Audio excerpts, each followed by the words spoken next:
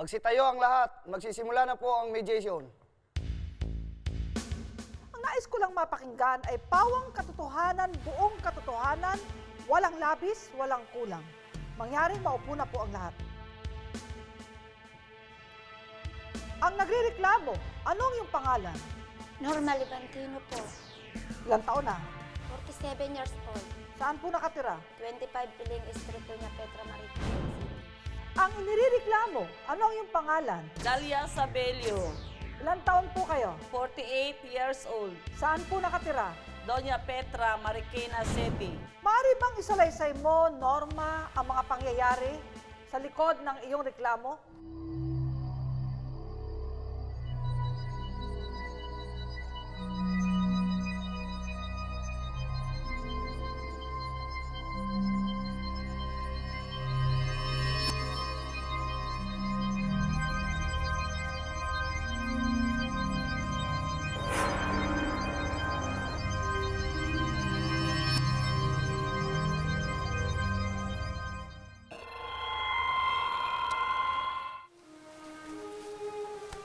Dalia, gamutin mo nga ako. Nangihina kasi ako, tsaka ang sakit ng buong katawan ko eh. Bigla ka na pasugod, doktor ka.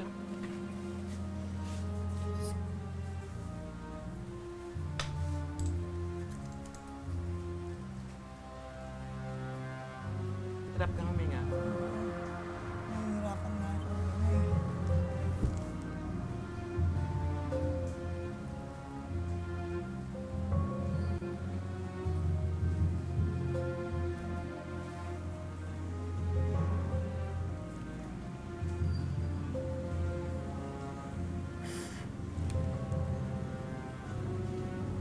Okay.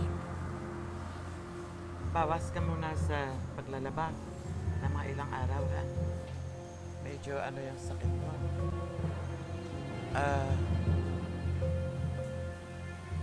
Ito lang magsisilbing makakagamot sa'yo. Ang herbal na ito hindi basta-basta kung saan nakabuha sa bugtong. Mahirap po ito at isa lang to. Anong gagawin ko dyan? Iinumin mo alas 12 ng tanghali at alas 12 ng gabi. Isang kutsara lang.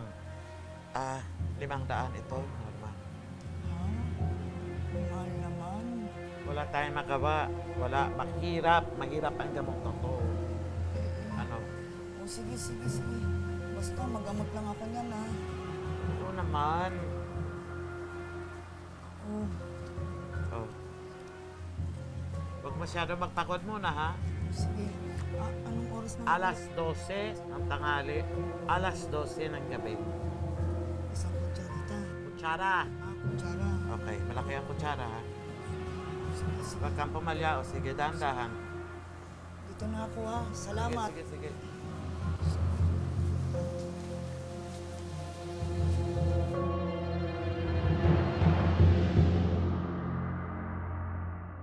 Bakit kasi hindi ka na sa doktor o sa health center nagpunta at nagpagamot?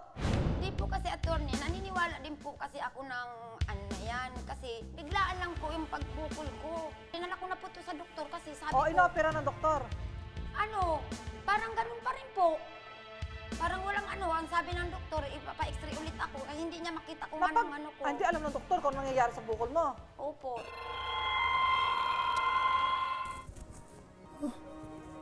Bakit ako may bukol dito?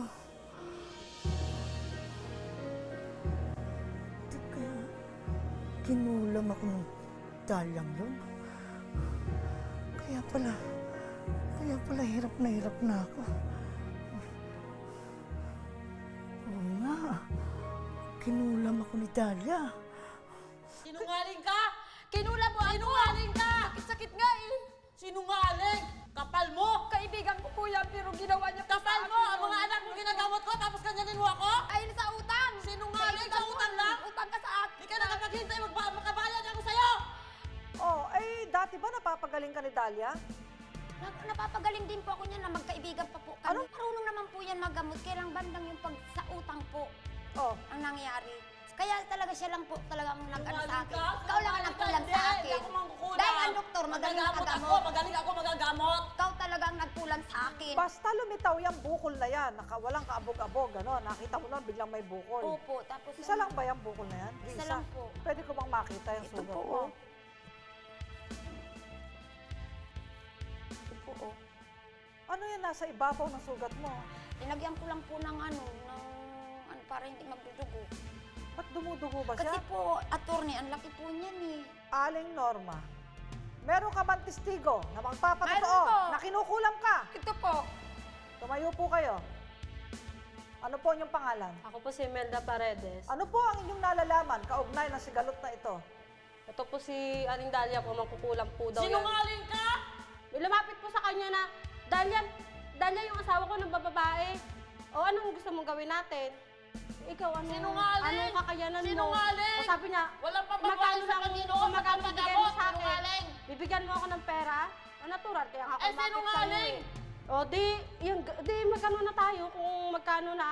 Sinungaling ka, Bibigyan ko siya ng sinungaling! pera, kumuha lang daw ng gamit ng babae at kaya niya lang Sinisiraan lang ninyo ako, sinisiraan ninyo ako para walang Oh, magagamo sa hoy, akin! pangkukulang ka, di ba? Hindi ako Di ba? magkukulang! Dalia, 7 buwan na, hanggang ngayon wala ka pa rin pambayad. Antayin mo na lang dumating ang asawa. Eh ano pa nga bang magagawa ko? Norma, ingat ka dyan. Mahirap yan maging kaaway. Eh, alam mo naman kung anong pwedeng gawing kababalaghan yan. Naku! Lagot ka dyan. Sinira ang buhay ko, kinulam ako niyan. Hindi kita kinulam, sinungaling ka!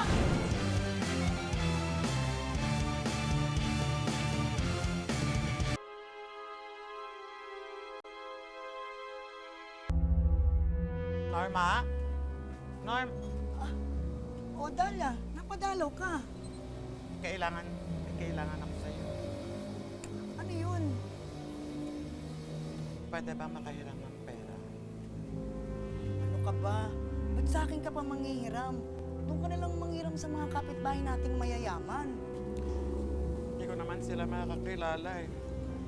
Si Divina, hindi mo kakilala? Hindi ko ka-close yun eh. Kaibigan mo yun, di ba? Oo. Hiraman mo naman ako doon. Ikaw na mag-garantor oh. 2,000 lang naman talaga kailangan kong pera eh. O sige. Ako ang lalapit sa kanya para makahiram ka. Talaga? Salamat, ma'am. Sa bait mo talaga. Layon, ikaw pa, malakas ka sa akin eh.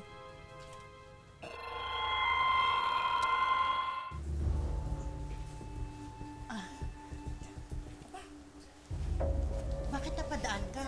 Eh, wala naman tayong labahan ngayon, ah. Yun nga, kakapalan ko na yung mukha ko sa'yo ha. Ah, siya pangala, si Dalia, kaibigan ko. Kapitbahay lang natin dito. Ah, siya yung manggagamot, di ba? Oo, ako po yun. Nangihiram kasi sana siya sa'yo ng pera. 2,000. Eh, ako na yung magsisilbing garantor. Pero babayaran ka rin niya agad sa June. Naku, wala namang problema yan. Pero, kailangan natin gumawa ng kasulatan, ha? Para hindi tayo magkalokohan dito sa utangan na to. Ay, oh, sige.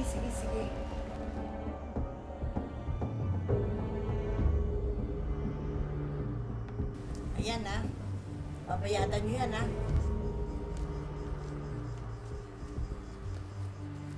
Salamat.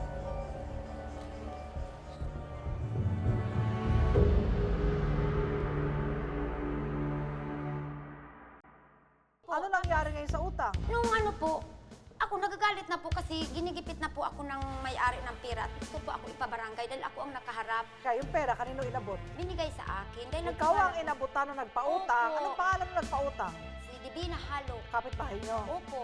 Tapos, binigay mo naman sa kanya. Binigay ko po sa kanya dahil ang laki po ng tiwala ko sa kanya dahil Nung mabait bang naman. pagkabigay sa'yo, kaharap siya o hindi? Kaharap ko po siya. Ah, kaharap. So, sinabi mo, ginagarantiyan mo, magbabayad si Dalia pag nag-bonus yung asawa niya. Opo. Dalia, 7 buwan na, hanggang ngayon wala ka pa rin pambayad. Norma, pasensya ka na muna. Pagbabayad naman ako pero talagang wala ako. Eh ako yung nagigipit eh, hindi ba ako yung nag-garantor sa'yo doon? Oo naman. Babayaran naman kita, hindi ba sabi ko? Magbabayad. Pero ganito na lang. Oh, Antayin mo na lang dumating ang asawa. May bonus yun ha. December 18. Ha? eh ano pa nga bang magagawa ko?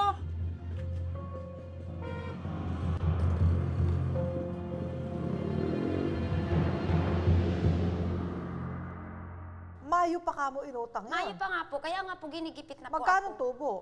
Ano po, dapat po noon, ano kasi yung balikwasan eh, dapat noon sa isang linggo, 200. Hindi naman po nagawa, kahit isawal, hindi po siya nagtubo. Walang tubo. Wala ano, na po ano tubo. nangyari ngayon? Ang sabi po ng may-ari ng pera, sige Norma, sabihin mo sa kanya, ibalik na lang yung yung 2,000 kahit Yung hindi naman puhunan. tubo. O, Pero hindi pa naibalik rin ba? po siya nagbayad. Ngayon na ibalik na, hindi pa rin. Hindi pa po talaga. So ano nangyari? Inaway Hindi mo siya? ngayon po, ako na po sa kanya ang nanggigipit. Norma, napadalaw ka. Dalia, maawa ka naman sa akin. Bayaran mo na yung pinanser ko. Naglalabada lang ako eh. Kapal naman ang mukha mo eh. Sinabi nang wala pa akong pambayad. Aba! Ako pa ngayon ang makapalang mukha, ha? Tignan mo nga yung sarili mo. Ay, bakit? Bakit? Anong sarili ko, ha? Ang kapal talaga na mukha mo sa wala akong pambayad, wala. Kahit lumuha ka ng duko, wala akong perang ilalabas. Karmahin ka talaga sana. May pera ka, maglabas ka ng pera, bayaran mo yung Eh ano utang nga mo. ilalabas ko pera? Nakita mo naman naglalabada lang ako. May utang doon, hindi ako.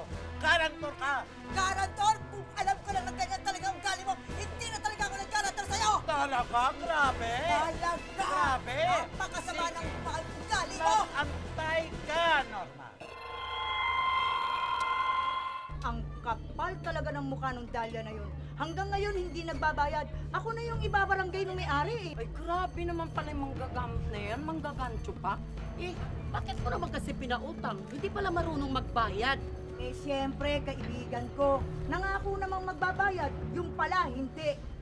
Yun nga lang, naloko ko. Kapal talaga ng mukha ng Dalia na yan. Hindi na ako magpapagamot dyan. Pero, Norma, ingat ka dyan. Mahirap yan maging kaaway. Eh, alam mo naman kung anong pwedeng gawing kababalaghan yan. Naku! Lagot ka dyan.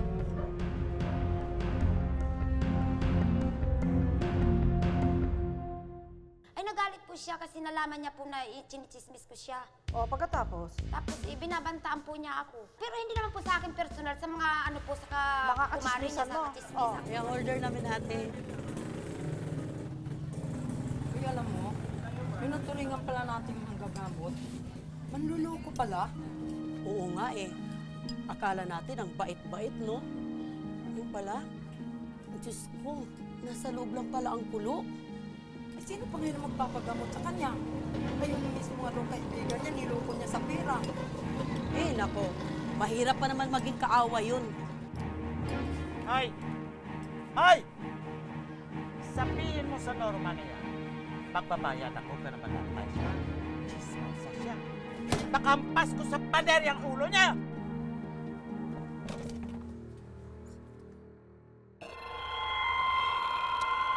Hoy, mag-ingat ka dyan kay Dalia kasi may binabanta sa'yo. Ingungod Sinungaling ka! Ikaw ang nagbanta sa akin, napatayin mo ako! Sinungaling ka! Yun ang sinasabi Kapal sa'yo. ang mukha mo! Ngunod. Pag sinisihil mo siya mismo, Pag sinisingil ko po niya sa kanya, sasabihin niya, maghantay siya, chismosa siya. Dahil sa Sabi bunganga niya, mo! Dahil sa bunganga mo! Maghantay daw siya kay chismosa yan. Sinungaling! Chismosa yan si Norma, kalit na tao. Pero po, hindi na po ako nakakapagtrabaho ngayon dahil sinira ang buhay niyan. Ang buhay ko, kinulam ako niyan. Hindi kita kinulam! Sinungaling ka! Sinungaling ka! Mga anak mo! Nagpapagamot sa akin! Gumaling! Ikaw lang mag-isa! Dami-dami ginagamot! Ikaw lang mag-isa! Wala! mo! Ang sabi ng Ang mga kapal mo! Sabi ng mga kapitbahay ko, manikukulam ka talaga. Hindi ako magkukulang! Magagamot ako! tapusin na natin to. Asunto o areglo? Asunto! I-ariglo na lang natin to. Sabi kita, i-ariglo mo na lang. Maawa ka sa akin.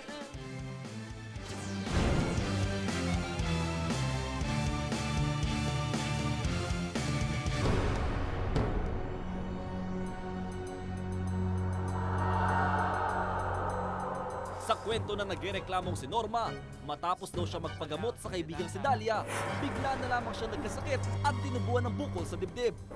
Kinulam ako ni Dalia. Depensa na inireklamong si Dalia, inorasyonan at dinasalan lamang niyang kaibigan upang magamot at hindi niya ito kinulam.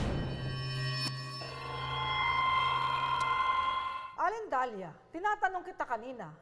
Nagpagamot siya sa'yo sa halagang 500 piso.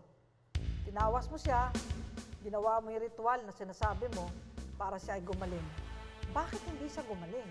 Dahil sa ano niya, ma'am, nawala siyang tiwala sa akin na ang isip niya, magkukulam daw ako. Kaya sabi sa ano niya, hindi na siya nagagaling dahil dapat mag-pray siya, dapat magagaling, dapat tulungan mo ako, dapat mag-ano sa Panginoon. Payong kapatid, yung ginagamit mong hanap buhay yan eh. Pag nagpapabayad, nagiging hanap buhay. May fee, 20, 70, 500, may fee yan. Dito sa ating bansa, ay umiira lang isang batas. Way back 1959, hindi pa ako pinapanganak. At hindi ka pa rin pinapanganak. Ang tawag dyan ay Medical Act of 1959. At nasusulat sa Section 10 at Section 28 na mayroong tinatawag na illegal practice of medicine. Ang nagagawa niyo po ngayon, Aling Dalia, ay pasok dito sa batas na ito. Kapag nanggagamot ang sinuman na walang pahintulutan ng ating republika sa pamamagitan ng Professional Regulations Commission o PRC at hindi pasado sa Board of Medicine bilang isang doktor at medisina, yan po ay pasok sa illegal na gawa, illegal practice of medicine. At pwede po kayong arestuhin ng mga NBI elements ng pulis sa oras na kayo nanggagamot sapagkat meron pong kaparusahan yan sang-ayon sa Section 28 na pwede po kayong makulong kung kayo po ay mapatawa ng fine not less than 1,000 pesos to 10,000 pesos. So meron pong subsidiary imprisonment yan. Kung 10,000 piso ang ipataw ng hukuman sa inyo, sa bawat 8 pesos ay isang araw na pagkakulong ang pwede niyong ikabilanggo. Kaya po yung ginagawa niyo pong hanap buhay, isang payong kapatid, mama, no? Tigilan niyo po. Lalo yan na hindi mo po mapagaling si Norma. Sapagkat pwede kang idemanda ni Norma ng illegal practice of medicine, pwede pong ikapahamak ng buhay niyo yan. Pwede po kayong makulong. Kaya nais ko kayong tanungin sa puntong ito. Tapusin na natin to. Asunto o areglo? Asunto! Ariglo na lang tayo. Sabi naman mo, gilang po, para gusto ko magaling na ito eh. Lumutin na lang kita, tulungan kita, mamagaling. Sa 12 na pagkaibigan natin, hindi tayo magano. Tingnan mo naman, mga anak ko, ginagamot mo, pero tingnan mo ang ginawa mo sa Kahit akin. sinabihan mo ako magkukulang, patawarin na kita.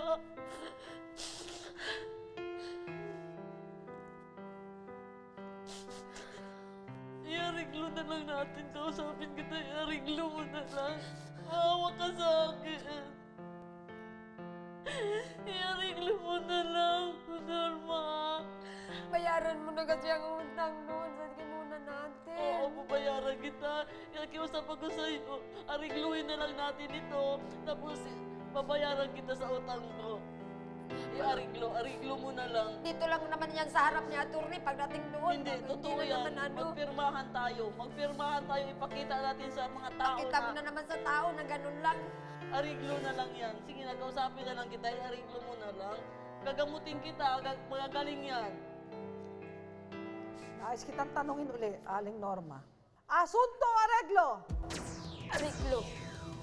Ano mga kondisyon mo kay Aling Dalia? Bayaran niya po yung utang niya. Tapos yung 500 na kasi na ako ng ilang linggo ng pagtrabaho ko. Ibalik sa'yo. Balik niya sa akin. Babalik mo? Paglalabada ko. Oh. Ibabalik. Babayaran sa loob ng 2 linggo. Payag ka? Kayang po ako. Sa puntong ito, tawagin na natin si Atty. Juliero para sa inyong kompromiso. Ang kaso, violation o paglabag sa Republic Act 2382 o Medical Act of 1959. Kami na nakalagda sa kasunduang ito na pag-usapat na pagkasunduan ang mga sumusunod. Una, nangangako si Dalia Sabelio na ibabalik ang binayad na 500 piso ni Norma Levantino. Kapag hindi tumupad sa usapan si Dalia Sabelio, ay maaari siyang makasuhan ng paglabag sa Republic Act 2382.